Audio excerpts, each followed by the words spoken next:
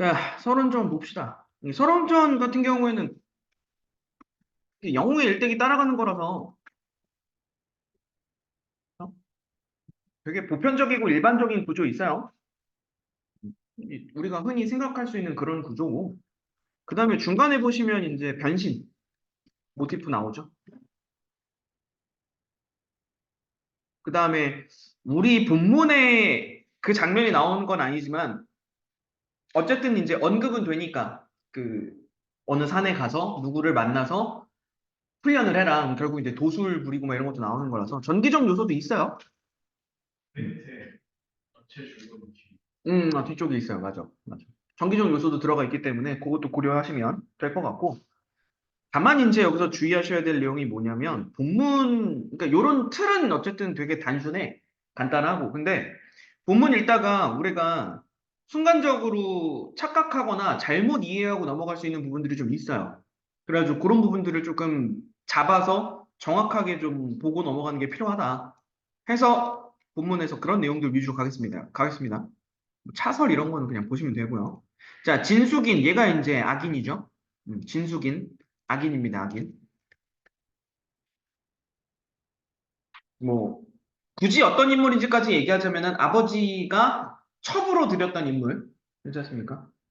첩으로 들였던 인물이, 자, 서롱을 산중에 버린 후에 자연히 몸이 녹아나요. 피골이 상접하고 몸에 살한 점이 없는 고로. 그러니까 서롱이를 이미 버렸어요. 못된 짓을 했습니다. 어린 서롱이를 산에다가 버려놓고 점점 몸이 말라가요.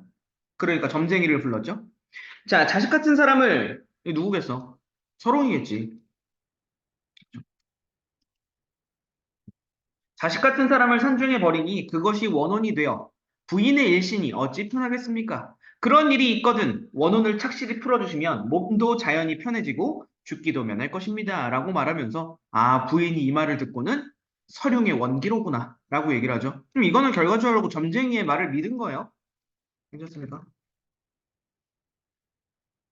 그러니까 이런 데다가 너네들한테 장난치기 좋아하는 건 뭐냐면 점쟁이의 말을 들은 진숙인이 의심했다라거나 그쵸? 의구심을 가졌다 뭐 이런 식으로 얘기하는 사소한 내용들 그렇죠? 자, 다음날 시비를 불러서 이제 얘기를 합니다. 뭐라고 얘기하느냐? 자, 서롱이를 산중에 버린 지 여러 해가 지났다.